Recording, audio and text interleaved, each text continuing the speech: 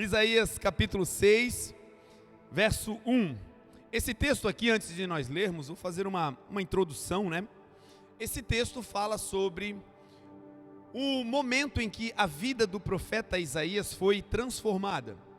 Esse texto descreve uma experiência sobrenatural, uma experiência sublime, que eu creio que é aquilo que acontece na nossa vida de tempos em tempos. Às vezes uma única experiência é suficiente para transformar a nossa forma de ver o mundo. Uma única experiência dessa magnitude é suficiente para nos aquecer e nos fazer queimar por Jesus até que Ele volte ou até que nós vamos até Ele. E essa experiência que nós vamos ler hoje é uma experiência que não apenas mudou a vida do profeta, mas foi uma experiência que mudou a vida da nação de Israel. Uma experiência que está transcrita, gravada, perpetuada na Bíblia Sagrada, e que todas as vezes que alguém lê, e lê com os olhos do coração e não apenas com a lente do globo ocular, todas as vezes que nós olhamos para essa palavra, nós também recebemos parte dessa experiência que Isaías recebeu. Somos elevados também a um nível de intimidade com Deus similar, não na totalidade, mas parecido com aquilo que o profeta viveu. Então eu quero te convidar nessa manhã a abrir o seu coração, a falarmos hoje sobre as coisas do céu. Nós vamos hoje meditar e pensar sobre aquilo que acontece no reino de Deus, sobre as verdades celestiais, de onde o Senhor habita. E é isso que nós vamos fazer a partir da leitura desse texto, um texto que é profético, mas também um texto que é poético e inspirador. Esse é o texto que nós temos nas mãos e é ele que vai nos encaminhar para a glória de Deus nessa manhã. Amém? Vamos lá, vamos à leitura. Se você não trouxe Bíblia, você pode acompanhar aqui atrás. Diz assim a palavra do Senhor: no ano em que morreu o rei Uzias, eu vi também o Senhor assentado sobre um alto e sublime trono, e a cauda do seu manto enchia o templo. Em outras traduções vai dizer: a orla das suas vestes enchia todo o templo. Serafins estavam por cima dele. Cada um tinha 6 asas, com 2 cobriam os rostos, com 2 cobriam os pés, e com 2 voavam. E clamavam uns aos outros, dizendo: Santo, Santo, Santo é o Senhor dos exércitos, e toda a terra está cheia da sua glória. E os umbrais das portas se moveram à voz do que clamava, e a casa se encheu de fumaça. Então disse eu: ai de mim, pois estou perdido. Em outras traduções: ai de mim que vou perecendo, porque sou um homem de lábios impuros e habito no meio de povo de impuros lábios. Os meus olhos viram o Rei, o Senhor dos exércitos. Porém, um dos serafins voou a mim, trazendo na sua mão uma brasa viva, que tirara do altar com uma tenaz, e com a brasa tocou a minha boca, e disse: eis que isto te tocou, os teus lábios, e a tua iniquidade foi tirada, e expiado foi o teu pecado. Amém? Vamos orar?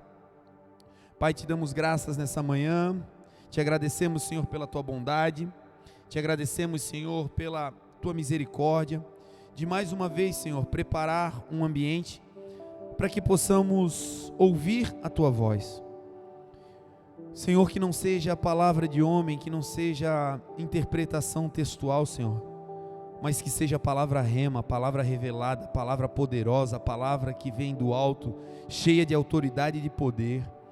Que não seja apenas uma reunião humana, Senhor, mas que seja agora a congregação dos santos, aonde o Senhor habita no seu meio e aonde o Senhor tem liberdade para agir, interferir, mudar, Senhor. Faça sinais e maravilhas no nosso meio, porque assim diz a tua palavra: os sinais acompanharão aqueles que creem. Usa-me, Senhor, como um canal, que eu seja nessa manhã um facilitador e não um complicador. Que os teus filhos, todos nós, estejamos agora debaixo da tua santa palavra, porque a tua escritura é a tua vontade, e a tua vontade, Senhor, é boa, é perfeita e é agradável. Que quando saiamos daqui nessa manhã, saiamos todos aprimorados, melhorados, aperfeiçoados e mais parecidos com teu Filho Jesus. Essa é a oração que fazemos, dando a ti toda a honra, toda a glória e todo o louvor, em nome de Jesus. Amém. Amém? Quando nós começamos a pensar sobre Deus, uma das expressões que são mais comuns para tentar adjetivar Deus, para tentar qualificar Deus, é a grandeza de Deus. Uma das marcas do nosso Deus é a sua grandiosidade. A palavra, quando ela tenta descrever a grandeza de Deus, ela tem uma limitação porque foi escrita, inspirada por Deus a homens, mas escrita por homens. Então, a mentalidade humana não consegue traduzir aquilo que é eterno. A mentalidade humana não consegue mensurar, qualificar e adjetivar aquilo que é eterno, aquilo que é grandioso demais para a nossa concepção. Mas a palavra também nos dá atributos, nos dá subsídios, para que nós possamos conhecer um pouco dessa grandeza. A plenitude de Deus somente conheceremos naquele grande dia, no dia em que os portais eternos se abrirem, no dia em que nós ouvirmos da boca do nosso Senhor Jesus: entrem benditos de meu Pai, no gozo do seu Senhor, o qual Ele, o Pai, preparou para vocês antes da fundação do mundo. Naquele dia o Senhor vai enxugar dos nossos olhos toda lágrima, e aí então nós conheceremos o Senhor, assim como hoje nós somos plenamente conhecidos. Até aquele dia nós devemos tentar desvendar os mistérios de Deus. A Santa Escritura diz que as coisas ocultas, encobertas, pertencem a Deus, mas as coisas reveladas, manifestas, elas pertencem a nós e aos nossos filhos para sempre. A palavra de Deus é a revelação de Deus para os homens. E uma vez que a palavra está revelada, Deus está dizendo que o que está escrito nós devemos conhecer, e não apenas conhecer, mas transferir para as próximas gerações. E hoje nós vamos estudar um pouco sobre a grandeza de Deus. Quando nós olhamos para o lado de fora, para a natureza, nós vamos ver a assinatura do nosso Deus, assinando a criação, assinando todas as áreas do universo, e na grandeza, na expansão, na capacidade de realizar de maneira absoluta todas as coisas. Ao contemplarmos o lado de fora, nós percebemos sim a assinatura e a grandeza do nosso Deus. Salmo 19 vai dizer que os céus declaram a glória de Deus. Você sabia disso? Que quando você levanta os seus olhos, os céus que nós contemplamos aqui de baixo, esses céus pela sua grandeza e na nossa contemplação, esses céus eles declaram a glória do nosso Deus grandioso que formou céus e terra. Salmo 19 diz que os céus declaram a glória de Deus e o firmamento anuncia a obra das suas mãos. Um dia faz declaração a outro dia, e uma noite mostra sabedoria a outra noite. Não há linguagem nem fala aonde não se ouça a voz de Deus. Não existe um cantinho da terra aonde a voz de Deus não penetre e ecoe. Não existe um só coração do universo que um dia não receberá o toque da palavra e da voz do Altíssimo. A Santa Escritura diz que nos últimos dias, diz Deus, derramarei do meu espírito sobre toda a carne. Os filhos profetizarão, as filhas profetizarão, os jovens terão visões, os velhos sonharão sonhos. sobre os meus filhos e as minhas filhas, os servos e as servas, eu derramarei do meu espírito, e naqueles últimos dias eles profetizarão. Sabe qual é a boa notícia? É que olhando para fora, apesar do mundo ser caótico, apesar de vivermos também em aflições, ao olhar para o lado de fora, nós percebemos a assinatura de um Deus que está presente em todos os lugares. Não existe um lugar que possamos nos esconder de Deus na sua criação. Se subirmos no mais alto monte, disse o profeta, lá o Senhor está. Se tentarmos nos esconder no mais profundo abismo e lá colocarmos a nossa cama, lá nesse lugar profundo, Deus também está. Então eu quero começar essa manhã declarando sobre as nossas vidas, que independente da grandeza do desafio que nós estivermos enfrentando, não existe possibilidade de estarmos sozinhos nesse universo, porque aquele que criou os céus e terra é aquele que permeia e enche toda a terra. Lá na sua casa pode estar em pé de guerra, mas o Senhor, que é o Senhor dos exércitos, Ele já está lá para vencer essa batalha. Você pode se sentir sozinho, talvez, aí onde você está, no ambiente que você está escutando essa mensagem, ou talvez aqui, se sentindo sozinho, porque a tua família, os teus ainda não te acompanham. A palavra diz, crê no Senhor Jesus, e será salvo você e toda a tua casa, não escapará ninguém. Então o nosso Deus é grande, e grandiosidade para Deus não é apenas uma porção, significa plenitude. Salmo 48, o salmista vai declarar: grande é o Senhor, e muito digno de louvor, na cidade do nosso Deus e no seu santo monte. Ele começa dizendo: o nosso Deus é grande, e porque Ele é grande, Ele é digno de todo o louvor. E a cidade do nosso Deus não é rasa, não é baixa, não é embaixo, não. A cidade do nosso Deus é sobre os montes. Toda a expressão que nos leva para a grandeza de Deus também nos leva para um lugar de altitude. O nosso Deus é grande e é um Deus de lugares altos. Por isso nós, os servos, os filhos, precisamos ter sempre isso no coração, que o nosso Deus não é do tamanho do nosso problema. O nosso Deus não é do tamanho da nossa doença. O nosso Deus não é do tamanho da nossa incapacidade. O nosso Deus é como declarou o salmista, é um Deus que habita nas alturas e que toda a terra está cheia da sua glória. Isaías também declarou sobre a grandeza de Deus. Olhando para o lado de fora do universo, ele compreendeu a dimensão desse Deus. E ele disse em Isaías 40, na metade do capítulo, ele começa a dizer: levantem os vossos olhos, contemplem as alturas, olhem para as estrelas, olhem para as galáxias, olhem para o universo. Quem foi que fez todas essas coisas? E ele responde: foi aquele que põe em marcha todas as estrelas do seu incontável exército celestial. Ele chama cada uma das estrelas pelo nome, e pelo seu poder imensurável, e pela sua força inextinguível. Quando Deus ordena, todas elas prontamente lhe obedecem. Um Deus que dá ordem às estrelas e elas se movem.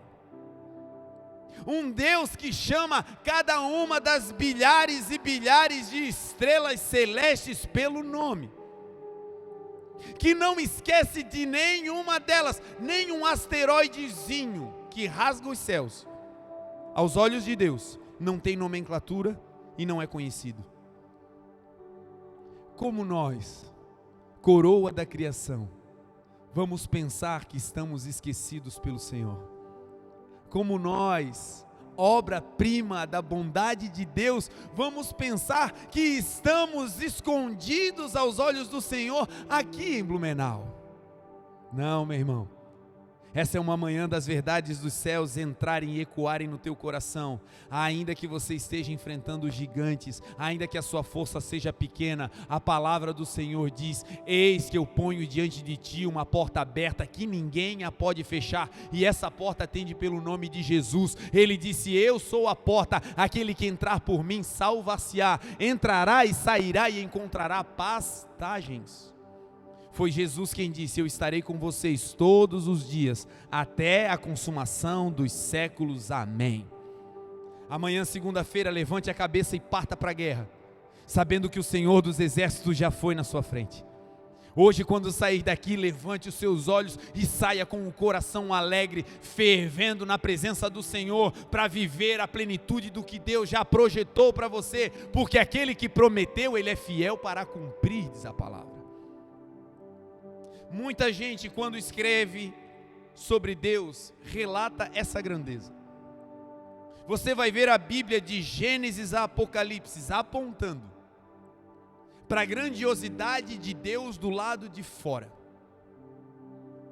Agora, uma experiência que poucas pessoas conseguem perceber e ter é ver a grandeza de Deus do lado de dentro. Porque ver a grandeza de Deus no universo, nas ondas, nos mares, nas montanhas, é quase uma loucura negar a presença de Deus. É quase um devaneio negar, olhando para fora, que só pode ter sido Deus que fez tudo isso. Agora, o mais impressionante é que Deus também deixou a sua assinatura, a assinatura da sua grandeza, da sua generosidade, aqui do lado de dentro. Deus, com a sua capacidade abissal de realizar, Ele colocou dentro de nós riquezas que são quase imensuráveis, e fez isso colocando coisas grandiosas, disfarçadas em pequenas porções. O corpo humano, por exemplo, é uma expressão poderosa da grandeza do nosso Deus Criador. A ciência não consegue precisar ao certo, mas fazendo uma média, através de dissecações, através da anatomia, os cientistas chegaram a um número de 10 trilhões de células que compõem o corpo humano. 10 trilhões de micro-organismos que juntos funcionam, e uma explosão de vida, e não apenas de vida, mas de evolução e crescimento acontece. Deus colocou aí dentro de você 10 trilhões de células, a maioria delas distintas entre si, em formato e em função, mas ao toque de Deus e ao sopro do fôlego de vida, todas elas trabalham de maneira conjunta para que hoje a gente estivesse aqui de pé ouvindo essa palavra. Deus colocou aí dentro uma máquina chamada coração. Os homens se inspiram no coração para criar motores, para criarem máquinas de propulsão, mas não conseguem chegar nem perto da capacidade do nosso Criador. Fazendo uma média entre as batidas aceleradas de quando nascemos e as batidas vagarosas de quando estamos indo embora lá na velhice, fazendo uma média, a ciência chegou em cerca de 62 batimentos cardíacos por minuto. O que vai dar ao longo da vida, de uma vida mediana, tirando aqueles que vão romper, né, aí a casa da normalidade, 60, 70 anos. A Bíblia vai dizer que a vida, ela está limitada a esse tempo, 60, 70. Aqueles que passam disso pela sua robustez, diz o texto, a maioria desses dias é canseira e enfado. Então, a ciência pegou isso como base e fez uma pesquisa. E chegou ao número de 2,5 bilhões de batidas de coração por vida. Não sei se você já teve a oportunidade de comprar um carrinho usado. E aí a primeira coisa que a gente faz é olhar a quilometragem, né? Porque às vezes a lataria está perfeita. Você olha, o banco está lindo, está brilhando. E aí você vai na quilometragem, porque a quilometragem retrata o uso do coração do carro. E alguns motores assim, bem cuidados, chegam lá nos seus 200 quilômetros, 1000 quilômetros, e já começam a dar problema. Alguns chegam à casa dos 250 mil e precisam ser descartados. E aí Deus colocou em nós um motor, uma máquina, que tem dentro de si uma espécie de chip chamado nó sinusal, que dita o ritmo das batidas. E ele faz com que esse coração bata 2,5 bilhões de vezes. E a maioria de nós, quando morre, não morre por conta de problemas que se iniciaram no coração. Essa máquina, na maioria das vezes, é a última a parar. Olha a grandeza de um Deus que colocou toda essa riqueza e resistência dentro de nós. Existe um outro dado espantoso sobre a grandeza do nosso Deus no corpo, que é a metragem, a quilometragem das veias e artérias que formam o nosso sistema circulatório. Se colocarmos todas elas conectadas, veias e artérias em linha, pegarmos todas as nossas camadas vasculares e conectarmos, os cientistas chegaram a um número aproximado de 97 mil quilômetros. Como é que cabe tudo isso aqui? Como é que gestiona tudo isso aqui? Você percebe que o fato de estar vivo é uma explosão da grandeza de Deus diária?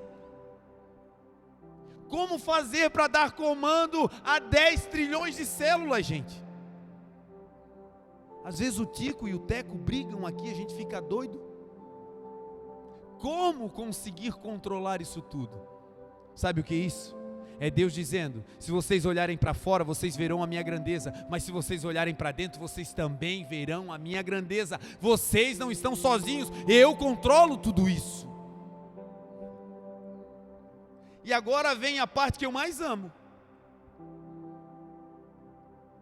a extravagância da generosidade de Deus, que colocou um coração que bate com essa frequência, resistente a esse ponto, que colocou em nós uma via que os homens não conseguem fazer, 97 mil quilômetros de via aqui dentro.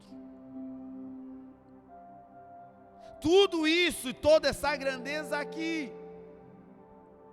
bilhões e bilhões de células aqui, tudo isso funcionando de maneira orquestrada por Deus.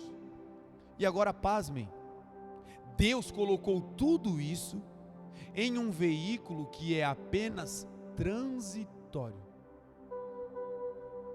Deus colocou toda essa grandeza em algo que nós vamos usar apenas por alguns dias. Um dia vai voltar para o pó, um dia vai ficar aqui, um dia esse corpo vai desfalecer. Agora imaginem, se Deus colocou essa riqueza abissal num corpo que é transitório, imagina as riquezas do Espírito, meu irmão. Imagina o que nos espera nos céus, meu irmão. Eu não sei você, mas nos últimos dias eu tenho tido uma sede do céu. Nos últimos dias o Senhor tem colocado dentro de mim uma saudade do céu, uma vontade de eternidade, não para ir embora, mas para viver o céu aqui, para viver as promessas aqui, para viver cheio aqui, para ser bom aqui, para ser real aqui, para sermos parecidos com o Criador aqui.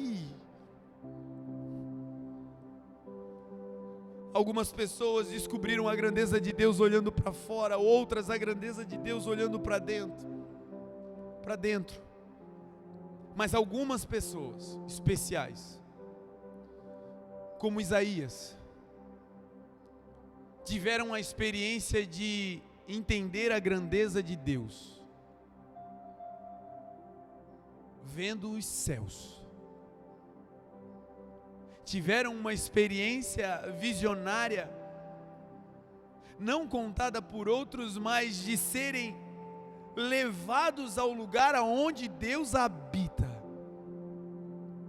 E esse texto que está diante dos nossos olhos nessa manhã, como base para o nosso estudo, relata o dia em que um homem normal viu a grandeza de Deus nos céus. Alguns irmãos especiais, alguns irmãos que receberam essa dádiva ao longo da existência, tiveram essa visão. Paulo foi ao terceiro céu, ele diz que ele não sabe se foi no corpo ou fora dele, se foi arrebatado em espírito, mas ele visitou os céus. João teve a oportunidade de entrar na sala do trono de Deus. Alguns irmãos que não estão na Bíblia também tiveram ao longo da existência humana essa experiência de ver os céus e contemplar a grandiosidade do nosso Deus no lugar onde Deus habita. E esse texto de hoje começa dizendo que essa experiência sobrenatural, essa experiência visionária, de enxergar Deus como Ele é, não porque viu Deus, mas porque esteve no ambiente onde Deus está. Para Isaías começa de maneira difícil. O texto começa dizendo que ele teve uma experiência poderosa, ele viu o Senhor, ele viu aquilo que acontecia em volta de Deus, ele viu o ambiente, ele percebeu como esse Deus é grande. Mas para chegar nessa visão, o texto começa dizendo que foi no ano em que morreu o rei Uzias. Foi no ano em que ele perdeu alguém importante, que a porta dos céus e a visão se abriram. Foi no ano da dificuldade, foi no ano da escassez, que os seus olhos espirituais foram abertos para contemplar o Deus que sempre esteve com ele. Isso continua acontecendo hoje. A didática de Deus não mudou, ainda hoje é assim que Deus se revela para nós. Muitos de nós vamos ver e perceber a grandeza de Deus no dia mau, no dia da angústia, no dia da doença, no dia da traição, no dia do abandono. É nesse dia que para os homens que não creem em Deus, a desesperança toma conta. Para nós, os crentes, é na maioria das vezes no dia mau que os olhos e os céus se abrem para que a gente contemple plenamente quem é o nosso Deus.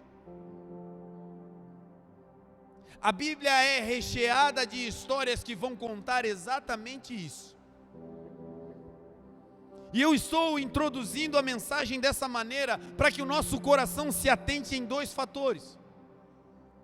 Deus é grande sim, e é presente sim, não podemos mudar esse fato.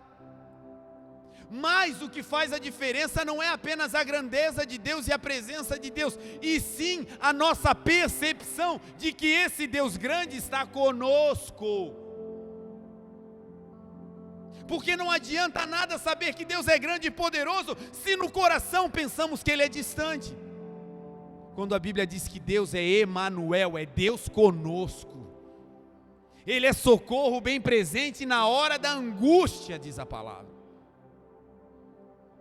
A Bíblia conta a história de uma mulher que era casada, tinha um filho, e então o seu marido morreu, o seu marido faleceu. Essa mulher morava em uma cidade chamada Naim. A Bíblia não conta quanto tempo depois, ela não relata quanto tempo depois, mas o texto vai dizer que um dia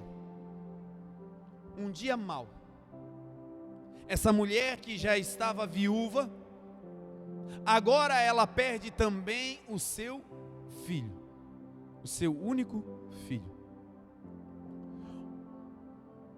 Que tragédia, que catástrofe, que dificuldade.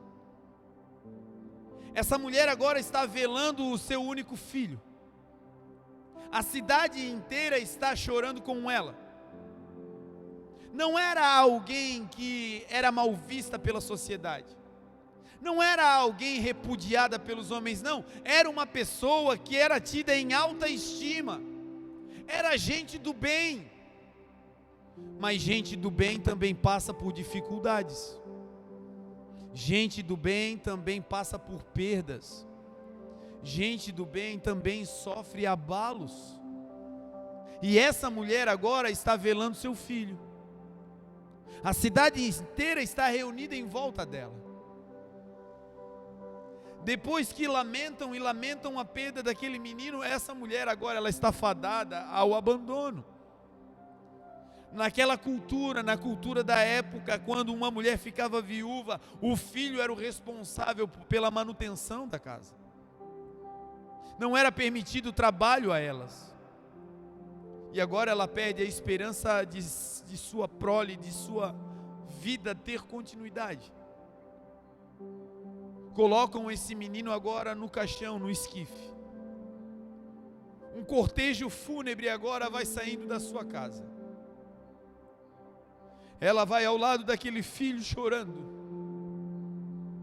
Junto com ela vem uma multidão que também chora. Esse choro, na maioria das vezes, é um choro de questionamento: por que comigo? No dia mau, a maioria das vezes, o nosso choro é um choro que questiona Deus. Por que essa doença? Por que essa porta fechada? Por que esse abandono? Por que essa demissão? Por quê? E ela vem chorando, e a cidade inteira vem chorando com ela. Homens são encarregados de levar o esquife, de levar aquele caixão. E quando ela está indo para enterrar o seu filho, para botar um ponto final na história da sua família, o texto diz que Deus se move.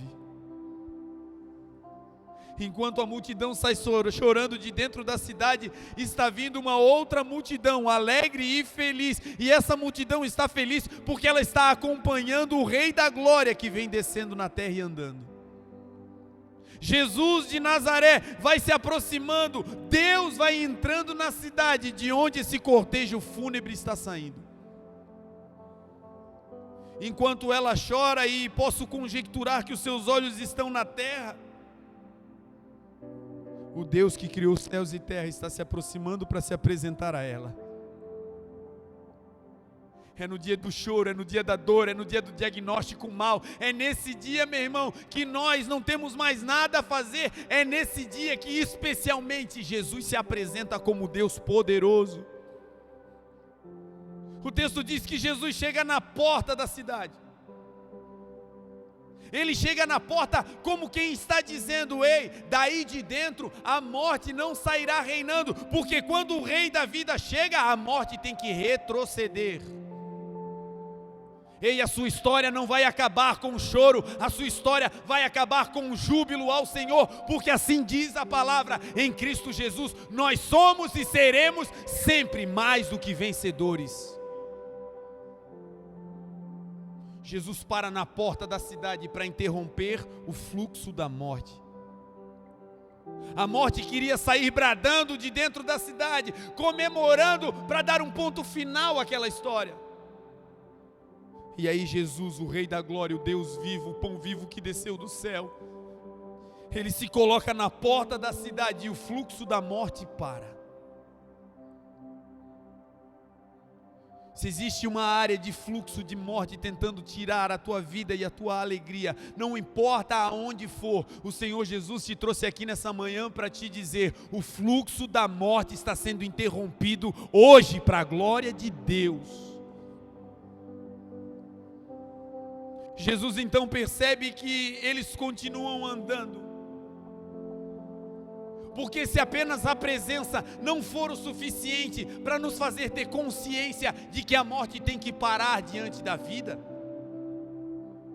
se não for suficiente a presença, porque às vezes não é, Estamos num ambiente onde todos recebem, choram, se alegram. Mas é comum, por conta das dores, nós não sentirmos a presença que todos estão sentindo. É comum estarmos em ambientes onde tem gente dizendo: meu Deus, Deus veio, e você diz: aonde? Se esse for o caso, o Deus Todo-Poderoso, Jesus de Nazaré, ele entra num novo nível de relacionamento. Se não apenas a presença for suficiente para você sentir e perceber, agora Jesus não apenas está presente, agora o nível 2 qual é? Ele toca. O texto diz que ele toca no esquife, ele toca no caixão. Eu amo essa história porque ela é riquíssima em detalhes. Jesus não tocou no menino morto. Jesus tocou no esquife, no caixão, que era aquilo que estava transportando o menino para a cova. Jesus muitas vezes não toca em nós, mas toca naquela área que está nos levando para a morte e estanca aquele fluxo. Vamos orar se você pode. Pai, em nome de Jesus, que doenças que estavam nos levando para um caminho de morte, que agora o Senhor toque com o seu dedo poderoso, o mesmo dedo com o qual o Senhor escreveu as leis na tábua de pedra. Toca agora e escreve, Senhor, o teu nome poderoso na tábua dos nossos corações. Que pessoas, ao ouvirem essa mensagem, recebam agora o teu toque, Senhor, no carro, na casa, no trabalho, que a presença vá além de um sentimento, que haja agora uma intervenção poderosa. Toca em nós, Senhor. Que a partir desse toque, a nossa vida seja transformada para a glória do teu nome. Amém. Quando Jesus toca no esquife, ele não fala, ele apenas toca. Porque o toque de Deus é inconfundível. Porque o toque de Deus traduz tudo aquilo que Deus quer realizar. Quando Jesus toca, ele não manda parar, ele apenas toca. E quando ele toca, eles param. E no dia da morte, no dia do choro, Jesus se apresenta como um Deus que dá ressurreição e vida. Ele fala com o menino: menino, levanta-te. Pega ele pela mão. E aquele menino que estava morto, e aquela história de falência, aquela história de fechamento de cova, aquela história de ponto final, se transforma numa vírgula, para que a história continue. E aquele menino e aquela mãe voltam celebrando para casa, e a multidão que chorava agora se une com a multidão que festejava, porque assim é, na presença de Deus, todos se unem para falar a mesma coisa: Santo, Santo, Santo é o Senhor Deus Todo-Poderoso, e toda a terra está cheia da sua glória. Então, gente, é no dia mau que o Senhor esconde a porta da revelação. É no dia mau que às vezes o Senhor coloca a grande oportunidade de intimidade das nossas vidas e que mudará para sempre a nossa história. Foi no dia mau que Isaías viu o Senhor. Foi no dia em que Uzias morreu que ele viu o Senhor. E o texto diz que Isaías viu o Senhor assentado. Estar assentado no trono como um rei é algo normal, é algo trivial.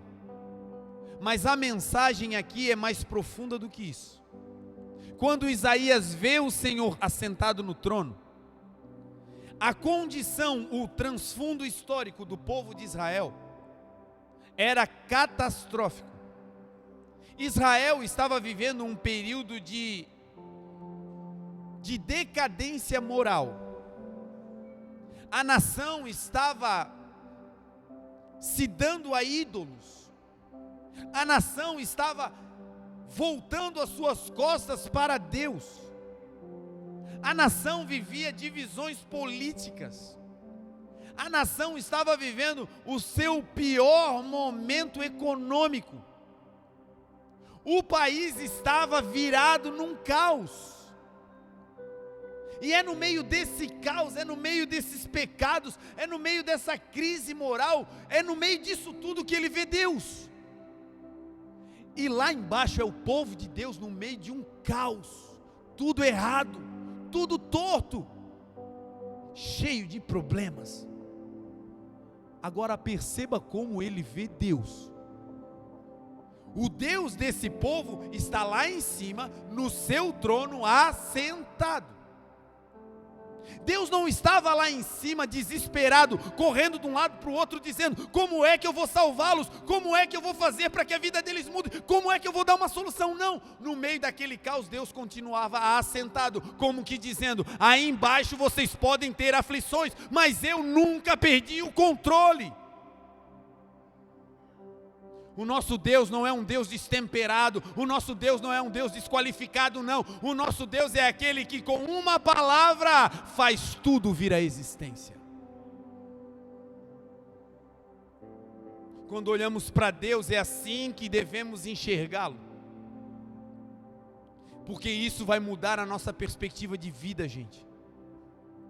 Quando estivermos no olho do furacão econômico, no olho das dificuldades financeiras, no olho do mau dia, no olho do furacão, quando estivermos diante de um diagnóstico irreversível, nesse dia nós vamos nos lembrar. Aqui embaixo a ciência pode estar batendo cabeça. Aqui embaixo os economistas podem estar decretando: ei, acabou, não tem mais jeito. Aqui embaixo as pessoas podem estar dizendo: ei, desiste, larga, não tem como. Aqui embaixo correria, mas lá em cima o nosso Deus continua sentado no controle da nossa vida, sabendo exatamente o que vai fazer. As Escrituras contam a história do dia em que Jesus estava ministrando com o povo, e a multidão foi crescendo, as pessoas foram se aglutinando, o público foi crescendo, e Jesus foi fazendo milagres, sinais, maravilhas. E quando chega uma parte do dia, em que muitas pessoas estavam ali ouvindo a palavra, sendo ministradas e curadas, o Senhor Jesus dá uma ordem aos discípulos, e Ele diz: entrem no barco, se despeçam da multidão e vamos para o outro lado. Jesus estava instigando aqueles homens a deixarem a zona de conforto. Eles estavam no meio de uma multidão que os aplaudia, porque Jesus estava com eles e os sinais iam acontecendo, e andar com Jesus dava ibope. Andar com Jesus dava fama. E eles eram o grupo seleto, aonde a multidão estava satisfeita com a presença, porque eles estavam vivendo um milagre atrás do outro. E aí Jesus reúne os discípulos e diz: entrem no barco e vamos para o outro lado. Se despeçam da multidão. Ele estava dizendo: ainda que vocês estejam vivendo coisas excelentes, eu tenho um nível mais profundo para revelar e levar vocês. A estagnação, na maioria das vezes, não vem no dia mau, vem quando tudo está bem. É quando a gente tem um grande êxito que a tendência é entrar em férias. É quando profissionalmente atingimos aquele patamar tão desejado, que aí paramos de nos qualificar. É quando o Senhor nos dá aquela mensagem que a gente coloca ela num quadro e diz: essa aqui eu vou pregar para sempre. E nos esquecemos que o Senhor diariamente está nos convidando para entrar no barco, deixar a zona de conforto e ir para um desafio maior com Ele, de mais revelação, de mais intimidade e de coisas novas. O Senhor Jesus faz o desafio, os discípulos aceitam e entram no barco. Eles se despedem da multidão, eles cortam o contato com a multidão, eles cortam o contato com tudo que viveram até ali e agora se lançam para o novo. E no meio desse trajeto, no meio dessa viagem, Jesus se posiciona na popa do barco. Alguns textos registram que Jesus colocou ali um travesseiro, uma almofada. A sua cabeça ficou reclinada sobre a almofada e ele dormia na popa do barco. Os discípulos estão debaixo da palavra do Senhor, indo para o outro lado. Eles estão obedecendo o que Deus mandou fazer. Eles estão na direção correta. Mas uma tempestade surge no caminho. A tempestade que surge não era comum. Foi uma tempestade violentíssima, ao ponto de pescadores experientes ficarem apavorados. O texto vai explicar que o vento era contrário, as ondas eram grandes, a água começou a entrar dentro do barco, ao ponto do barco começar a afundar. E sabe, no meio desse caos todo, aonde e o que Jesus estava fazendo? Jesus, que é Deus, no meio de um temporal onde todo mundo está apavorado, o barco afundando, ele estava na popa do barco dormindo.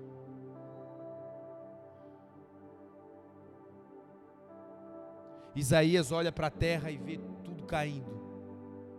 Mas quando olha para o céu e olha para Deus, ele está assentado sublime no seu trono. Os discípulos olham para o mar revolto, tudo dando errado. Água dentro do barco, eminência de morte. E quando olham para Deus dentro do barco, ele está dormindo. É interessante que a imagem poética é Jesus na polpa do barco com a cabeça reclinada num travesseiro. Dá para imaginar o barco chacoalhando e o corpo de Jesus virando de um lado para o outro. Mas a cabeça não. O governo não. O corpo de Cristo pode até sofrer abalos, mas a cabeça continua sempre no controle, governando. Como é que a gente não vai confiar num Jesus desse? Que no meio das maiores tempestades, ele está no nosso barco e consegue ter serenidade para dormir. Ele não estava dizendo, eu não estou nem aí com os teus problemas. Ele estava dizendo, ei, olha para mim e pega da minha paz. A minha paz eu vos dou e não as dou como o mundo dá. A minha paz excede todo entendimento. Ainda que no olho do furacão, você terá a minha paz. E aí eles não conseguem receber a paz por osmose. Eles não conseguem receber a paz só olhando. Eles não conseguem apenas imitar o que Jesus está fazendo. Eles não conseguem. E aí um deles teve uma ideia brilhante. Correu para a popa do barco. Talvez você já tenha experiência de ter visto um barco com motor de popa. A propulsão de um barco a motor geralmente é colocada na popa do barco. É na popa do barco que se impulsiona a embarcação. Jesus está na popa do barco dizendo, ei, se eu sair do barco, vocês vão ficar estagnados. Mas comigo no barco, ainda que em tempestades, vocês estão indo na direção certa, deixa comigo. Ainda que não tenha dinheiro, se ele estiver no barco, você vai continuar marchando na direção dos sonhos dele. Ainda que não tenha remos, ainda que não tenha ajuda humana, ainda que não tenha visibilidade, ainda que tudo caia, ei, se ele está no barco, você vai ter um motor que vai te dar propulsão até a eternidade. Então, um deles vai até Jesus. Jesus na polpa não é apenas o propulsor. É na polpa que também se coloca a cana do leme. É da polpa que se governa o barco. Foi Tiago que disse que um grande navio, uma grande embarcação é governada por um pequeno leme, fazendo comparação com a língua. Que o nosso corpo, sendo grandioso, é governado por um pequeno membro. Para onde o leme vira, toda a embarcação se inclina. Para onde Jesus vira, todo o nosso corpo e a nossa visão e o nosso ser se inclina. E ele está nesse lugar de governo. Um deles corre e vai dizer: Senhor, não te importas que nós estamos perecendo? E Jesus se levanta, olha para eles e diz: por que vocês ainda são tão tímidos? Aonde está a vossa fé? Eu fico pensando que Jesus estava dormindo assim, ó, um olhinho entreaberto, pensando: alguém vai se levantar e vai dar uma ordem para esse mar. Alguém vai se levantar e vai agora dar uma ordem para o vento. Alguém vai dar uma de doido aqui. Eles andam comigo, eles estão vendo o que acontece. E eu já falei para eles: vocês farão as coisas que eu faço e ainda farão maiores do que essa. Abra a boca e fale do que você crê. Mas isso não acontece. É uma conjectura, é óbvio que Jesus sabia que eles não iam fazer. Jesus é Deus. Mas um deles corre e diz: Senhor, ajuda. E coisa linda é reconhecer a limitação. Que coisa linda é dizer: Senhor, eu achava que eu sabia, mas na verdade eu não sei.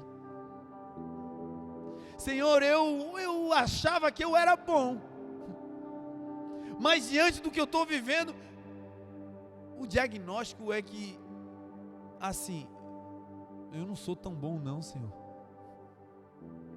Eu achava que eu era mais calminho, mas no meio dessa aflição eu não sou não, Senhor. Eu achava que eu era um bom administrador, mas assim, Senhor, olha aí, eu botei tudo a perder. Eu me achava mais corajoso, Senhor, mas essa oportunidade que se abriu está me dando é medo. Que lindo é quando vamos para Jesus e reconhecemos as nossas mazelas, porque Ele se levanta, nos dá uma dura dizendo: não fica com medo. Onde é que está a fé de vocês? Mas depois Ele faz algo lindo. Ele agora vai falar com os nossos problemas. Quando Ele se levanta porque Ele está no barco, no dia mau Ele começa a falar e dar ordem para aquilo que está nos impedindo de avançar. E Ele levanta e dá uma ordem para o vento. Você já viu alguém falando com o vento? Quem já viu? Levanta a mão aí. Graças a Deus, todos normais. Jesus se levanta e começa a falar com o vento. E eu fico pensando, no olho do furacão, o pessoal pensando: endoidou. E Ele dá uma ordem ao vento dizendo: vento, cala-te. E agora, não bastando, Ele vai dar uma ordem ao mar: mar, aquieta-te. É interessante que o problema dos discípulos era a água no barco. Eles só chamaram Jesus porque a água entrou no barco e o barco ia afundar. Esse era o motivo, o problema era esse. Só que a água no barco era apenas um sintoma. A causa estava muito distante. O problema era a água no barco que veio pelas ondas do mar, e as ondas do mar eram formadas pelo vento. Quando Ele fala, Ele começa por onde? Falando com a raiz do problema. Ele começa dizendo: vento, quietinho. Porque se o vento parar de soprar, o mar vai se acalmar e as águas vão parar de entrar no barco. Os homens têm medidas paliativas, tratando de nós os sintomas, mas o Senhor, o médico dos médicos, vai na raiz do problema. Essa depressão hoje vai bater em retirada para a glória de Deus. Essa timidez que te impede de viver plenamente os sonhos do Senhor, essa é a manhã dessa timidez bater em retirada e a fé e a ousadia de Deus tomar conta do teu barco. Não importa a área, meu irmão, o Senhor hoje está falando com a raiz dos nossos problemas. E o resultado qual é? O vento obedece, o mar se faz bonança. E a reação dos discípulos, ao perceberem que ainda que dormindo quietinho no barco, Ele tinha o controle de todas as coisas, como Isaías viu, o Senhor assentado no seu trono. Eles também estão vendo o Rei da Glória deitado, tranquilo no barco, no meio da tempestade. Quando tudo se acalma, eles olham uns para os outros e dizem: quem é esse que dá ordem ao vento e ao mar e eles obedecem? Lembra o que os serafins falam lá em cima em torno de Deus? Eles clamam uns aos outros dizendo: Santo, Santo, Santo é o Senhor. O que acontece lá, acontece no barco. Eles começam a dizer: quem é esse? Porque é isso que acontece quando nós estamos num lugar que Deus vira o centro. Porque é isso que acontece quando estamos num ambiente onde Jesus é o centro. Ele vira o centro da nossa conversa. Ele vira o centro da nossa fala. Ele se torna o centro das nossas atenções. Quando Jesus acalma essa tempestade, o barco chega em segurança a um lugar chamado Gadara. Naquele ambiente havia um homem que passou uma vida inteira aprisionado por maus espíritos. Jesus, quando fala com o vento, ele estava falando com o mundo invisível, com o mundo espiritual. E quando ele fala com o mar, ele estava falando para aquilo que as pessoas veem, enxergam. Ele estava falando com a matéria. Ele estava dando uma aula dizendo: eu sou Deus que dou ordem ao mundo espiritual e o mundo espiritual me obedece, mas eu também tenho ordem para dar para o mundo natural, e aquilo que for natural também vai ter que me obedecer. Servimos a um Deus que, se o problema for espiritual, Ele tem uma palavra de ordem, de comando para dar solução a esse problema. Servimos a um Deus que, se o problema for na matéria, Ele também tem poder para dar uma ordem para a matéria e ela voltar a viver 100% como foi criada. Quando eles chegam em Gadara, o texto diz que lá havia um homem atormentado por demônios. Esse homem era aprisionado com cadeias humanas e rompia as cadeias. Vivia se cortando, vivia sem roupas, vivia sem integridade. Morava nos cemitérios, morava no sepulcro, vivia num lugar onde a morte era celebrada. Muitos tentaram prendê-lo, tentaram ajudar, mas não conseguiram. E o texto diz que quando Jesus desce, quando Jesus pisa naquela terra, o poder que está em Jesus toca naquela terra e aquele poder agora vai correndo toda a Gadara. E lá onde aquele homem endemoniado, preso, atormentado estava, lá naquele lugar, o poder, quando Jesus pisa, alcança aquele homem e ele vem correndo, se prostra e adora ao Senhor. Porque chegará um dia, e para alguns já chegou, que todo joelho se dobrará e toda língua confessará que Jesus Cristo é o Senhor, para a glória de Deus Pai. Hoje esses problemas vão começar a se dobrar diante da grandeza do nosso Deus. Hoje essa doença vai se dobrar diante da grandeza do nosso Deus. Hoje essas águas tempestuosas na família, no trabalho, hoje essa tormenta está começando a se amainar para a glória de Deus. E por fim, Isaías, quando vê o Senhor, ele vê o Senhor assentado num alto e sublime trono, no controle. E ele diz que a orla da veste do Senhor, veste significa presença, santidade. Essas vestes enchiam todo o templo, diz a palavra. Essa é uma marca do nosso Deus. Quando Ele entra em um lugar, todo o ambiente é tomado, tocado pela sua presença. Atos 2, Jesus fez uma promessa aos filhos de Deus. Ele disse: fiquem em Jerusalém até que do alto vocês sejam revestidos de poder. E então vocês serão minhas testemunhas em Jerusalém, Judeia, Samaria e até os confins da terra. E os discípulos foram para uma casa e ficaram orando, esperando a promessa. E quando eles estão orando, esperando a promessa,